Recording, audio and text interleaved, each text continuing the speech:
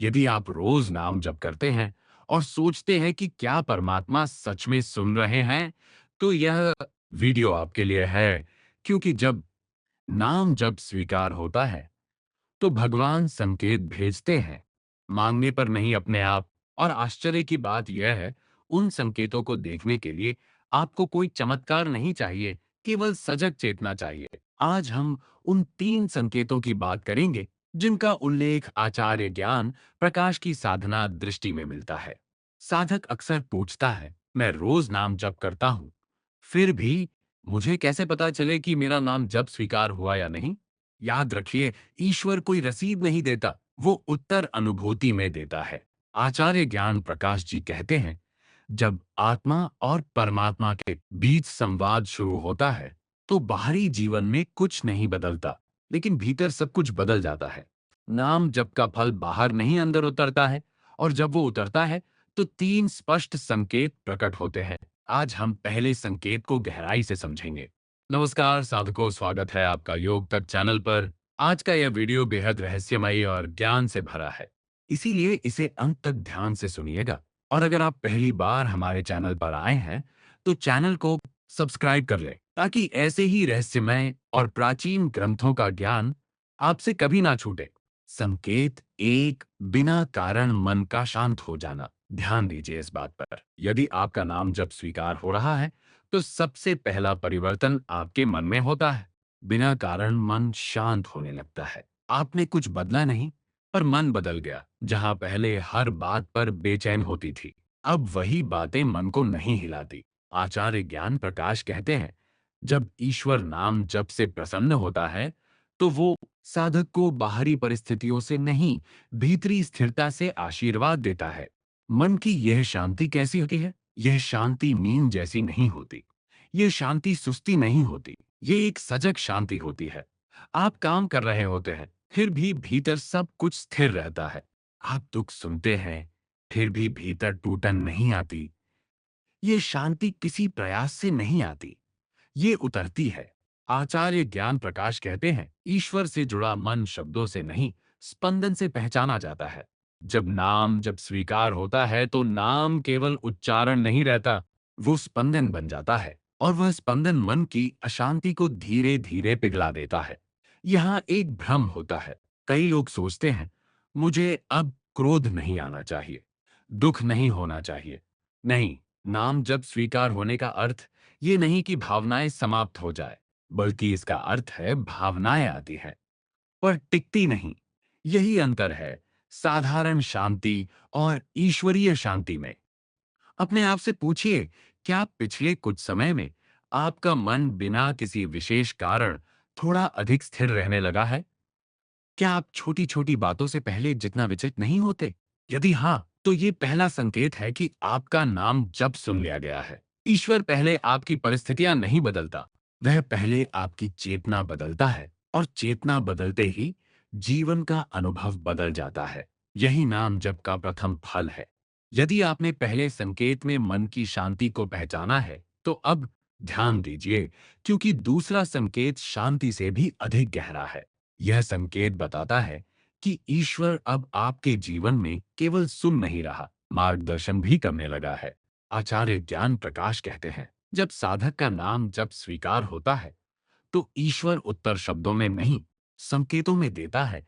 और यह संकेत आकाश से नहीं गिरते, वे आपके रोजमर्रा के जीवन में घुलने लगते हैं। दूसरा संकेत यहीं से शुरू होता है। इसमें निर्णयों में स्पष्टता आने लगती है। यदि आपका नाम जब स्वीकार हो चुका है, तो आप एक परिवर्तन महसूस करेंगे। अब आपको हर निर्णय पर अत्यधिक संघर्ष नहीं करना पड़ता। जो पहले घंटों, दिनों, महीनों आपको उलझाए रखता था, वो अब स्वतः स्पष्ट होने लगता है। ये स्पष्टता कैसी होती है? ये कोई आवाज नहीं होती जो कान में कहे ये सही है, वो गलत। ये कोई दर्शन नहीं होता, कोई चमत्कार नहीं होता। ये एक भीतरी निश्चय होता है। आप कुछ करते हैं और भीतर से लगता है, हाँ, यही ठीक है या नहीं, इसमें कुछ ठीक नहीं है। पहले आप दूसरों से पूछते थे, सलाह लेते थे, कंफ्यूज रहते थे। अब सलाह तो लेते हैं, पर अंतिम निर्णय भीतर से उभरता है। आचार्य ज्ञान प्रकाश कहते हैं, जब आत्मा ईश्वर से जुड़ती है तो विवेक शुद्ध हो जाता है और शुद्ध विवेक भ्रम को सहन नहीं करता। यह स्पष्टता कहाँ कहाँ दिखती है? ये केवल बड़े निर्णयों में नहीं, छोटी बातों में भी दिखती है। आप किससे बात करें, किससे दूरी रखें, कहाँ जाएं, कहाँ रुकें। आप पाएंगे कुछ लोग स्वतः जीवन से दूर होने लगते हैं और कुछ लोग अकारण करीब आने लगते हैं। यह संयोग नहीं होता। आचार्य ज्ञान प्रकाश कहते हैं, ईश्वर जब मार्ग दिखाता है तो पहले साधक की चाह बदल देता है। आप वही चाहते हैं जो आपके लिए उचित होता है, और जो उचित नहीं होता उसके प्रति आकर्षण अपने आप कम हो जाता है। बहुत लोग सोचते हैं, अगर मेरा नाम जब स्वीकार होता तो मेरी समस्याएं खत्म हो जाती। नहीं, समस्याएं रहती हैं, लेकिन अब आप उनमें खोते नहीं। अब आप जानते हैं कहाँ प्रतिक्रिया देनी है और कहाँ मौन रहना है। ये विवेक नाम जप का फल है। एक दिन आप देखेंगे, आप किसी निर्णय से बच गए जो बाद में गलत साबित होता, और आप समझेंगे मैंने कुछ नहीं किया, बस मन ने मना कर दिया था। यही ईश्वरीय मार्गदर्शन है। यह स्पष्टता अहंकार नहीं है। यदि भीतर यह भाव आए, मैं सब जानता हूं, तो समझ लीजिए यह नाम जप का फल नहीं, अहंकार का भ्रम है। सच्ची स्पष्टता नम्र बनाती है। आप कम बोलते हैं, कम साबित करते हैं और अधिक शांत रहते हैं। अपने आप से पूछिए, क्या पिछले कुछ समय में आपके निर्णय कम उलझन वाले हो गए हैं? क्या आप कम पछताते हैं? क्या आप गलत संगति से स्वतः दूर होने लगे हैं? यदि हाँ, तो ये दूसरा संकेत है। ईश्वर आपको भविष्य नहीं दिखाता, वो आपको वर्तमान में सही बनाता है। और जो वर्तमान सही चुनता है, उसका भविष्य अपने आप सही दिशा में जाता है। पहले दो संकेत आपके मन और बुद्धि में दिखे, लेकिन तीसरा संकेत मन या बुद्धि में नहीं, अस्तित्व में उतरता है। यही वह संकेत है जिसके बाद साधक पूछना छोड़ देता है, क्या परमात्मा मुझे सुन रहे हैं? क्योंकि अब उसे सुनाई देने लगता है। परमहंस योगानंद कहते हैं, जब नाम जब स्वीकार होता है तो साधक ईश्वर को बाहर ढूंढना छोड़ देता है। अब मंदिर, मूर्ति शब्द महत्वपूर्ण तो रहते हैं, लेकिन आवश्यक नहीं रहते, क्योंकि अब ईश्वर का अनुभव भीतर होने लगता है। संकेत तीन, भीतर से किसी अदृश्य उपस्थिति का अनुभव। यह संकेत सबसे सूक्ष्म है और इसलिए सबसे वास्तविक। यह कोई दर्शन नहीं, कोई रूप नहीं, कोई आवाज नहीं, फिर भी आप जानते हैं कोई है। यह अनुभव कैसा होता है? कभी भी अकेले बैठे हुए अचानक ऐसा लगेगा आप अकेले नहीं हैं। कोई भय नहीं, कोई उत्तेजना नहीं, बस एक सघन शांति, एक सुरक्षा का भाव, एक मौन संवाद। आचार्य ज्ञान प्रकाश इसे कहते हैं the living presence of God. ये अनुभव स्थायी नहीं होता, ये बहुत जरूरी समझना है। ये उपस्थिति हर समय महसूस नहीं होती, कभी आती है कभी नहीं, लेकिन एक बार जिसने इसे छू लिया वह कभी भूल नहीं पाता। यह नाम जप का सबसे गूढ़ फल है। आचार्य ज्ञान प्रकाश कहते हैं, ईश्वर की उपस्थिति शब्दों से नहीं, मौन से पहचानी जाती है। जब नाम जप मौन में उतरता है तभी यह संकेत प्रकट होता है। अब नाम केवल जप नहीं रहता, वो स्मृति बन जाता है। यह संकेत जीवन को कैसे बदलता है, इसके बाद आपकी प्रार्थनाएं बदल जाती है। अब आप मांगते नहीं, आप साझा करते हैं। अब आप रोते नहीं, आप समर्पित होते हैं। अब आप पूछते नहीं क्यों हुआ, आप कहते हैं जैसा उचित हो। बहुत लोग सोचते हैं शायद ये मेरा भ्रम है, पर भ्रम डर पैदा करता है, अहंकार बढ़ाता है। ये उपस्थिति नम्र बनाती है, मौन बनाती है। आप कम बोलते हैं, कम साबित करते हैं और अधिक स्वीकार करने लगते हैं। अपने आप से पूछिए, क्या कभी अकेले में आपको ऐसा लगा है कि आप सुरक्षित हैं बिना किसी कारण? क्या संकट में अंदर से कोई कहता है डरो मत? यदि हाँ, तो ये तीसरा संकेत है। ईश्वर कभी अचानक नहीं आता, वह तब आता है जब साधक शब्दों से थक जाता है। नाम जब आपको शब्दों से मौन तक ले आता है और मौन में ईश्वर स्वयं बोलता है। बहुत से भक्त यहाँ आकर डर जाते हैं, जब उन्हें लगता है पहले शांति थी, पहले संकेत थे, अब सब गायब क्यों है? और यही वह क्षण है जहां अधिकतर साधक नाम जप छोड़ देते हैं। आचार्य ज्ञान प्रकाश कहते हैं, ईश्वर कभी दूर नहीं होता, वो केवल भक्त को परिपक्व करता है। हमने 3 संकेत समझे: मन की शांति, विवेक की स्पष्टता और भीतर उपस्थिति का अनुभव। लेकिन अब सबसे कठिन चरण आता है, जब यह संकेत कम हो जाते हैं, धुंधले पड़ जाते हैं या बिल्कुल गायब लगते हैं। यही वह समय है जब साधना वास्तविक बनती है। चौथा सत्य संकेतों का लुप्त होना अस्वीकार नहीं है। सबसे बड़ा भ्रम यही है। भक्त सोचता है, अब शायद मेरा नाम जप स्वीकार नहीं रहा, पर यह सत्य नहीं। आचार्य ज्ञान प्रकाश कहते हैं, जब शिष्य तैयार होता है तो गुरु मौन हो जाता है। यह मौन दंड नहीं, दीक्षा है। ईश्वर ऐसा क्यों करता है? क्योंकि जब तक आप संकेतों पर निर्भर हैं, आप स्वयं पर निर्भर नहीं है। ईश्वर चाहता है कि भक्त अनुभूति से आगे बढ़कर श्रद्धा में टिके। संकेतों का आना जाना क्या दर्शाता है? शुरुआत में ईश्वर संकेत देता है ताकि आप विश्वास करें। बाद में वह संकेत हटा लेता है ताकि आपका विश्वास बन जाए। ये अंतर बहुत गहरा है। इस चरण में क्या होता है? अब नाम जब रस नहीं देता। पहले जो शांति आती थी अब नहीं आती। पहले जो उपस्थिति लगती थी अब नहीं लगती। और मन पूछता है, फायदा क्या? यही परीक्षा है। आचार्य ज्ञान प्रकाश कहते हैं, जो ईश्वर को केवल अनुभव में खोजता है, वह अनुभव के जाते ही डगमगा जाता है।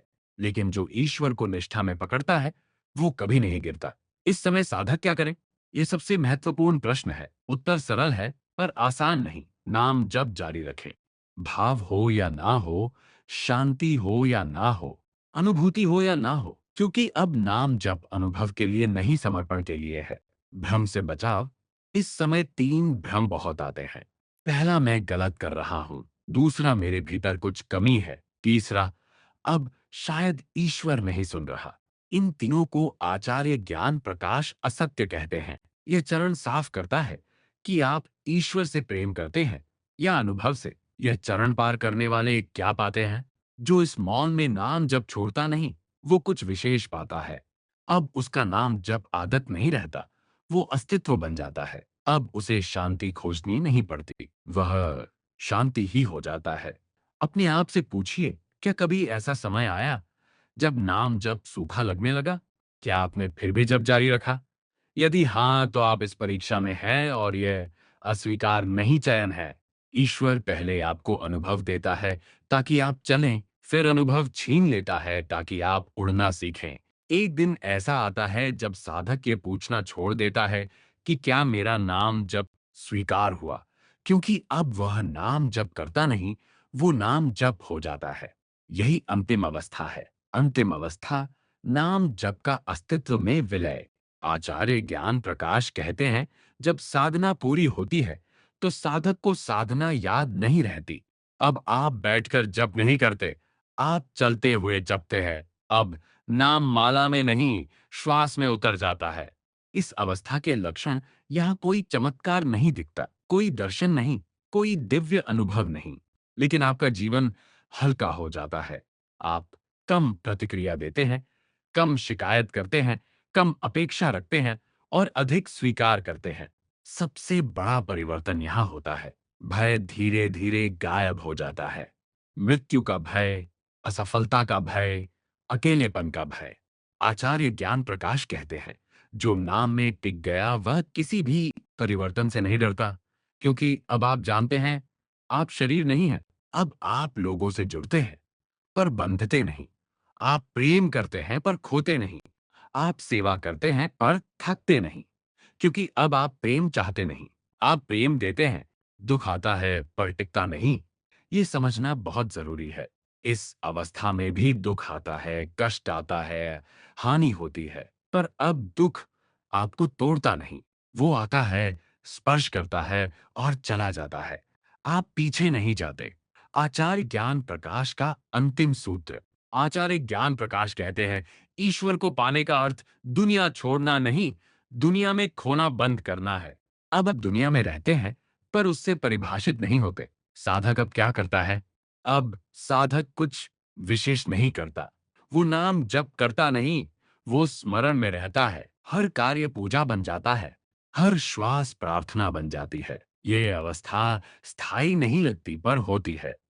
बाहर से देखने पर लोग कहेंगे, यह तो सामान्य है, लेकिन भीतर एक स्थिर दीपक जलता रहता है, जिसे आंधी नहीं बुझा सकती। अपने आप से पूछिए, क्या अब आपको सिद्धि नहीं चाहिए? क्या अब आपको प्रमाण नहीं चाहिए? क्या अब आप शांति को पकड़ने की कोशिश नहीं करते? यदि हाँ, तो समझिए नाम जप आप में उतर चुका है। ईश्वर कभी बाहर नहीं था। नाम जप उसे बुलाने के लिए नहीं था। नाम जप आपको अपने भीतर लौटाने के लिए था। यदि आप अब भी जप कर रहे हैं, करते रहिए। यदि आप थक गए हैं, रुकिए मत। और यदि आपको लगे कि कुछ नहीं हो रहा, तो समझ लीजिए सब कुछ हो रहा है। क्योंकि ईश्वर का सबसे गहरा कार्य शोर में नहीं, मौन में होता है।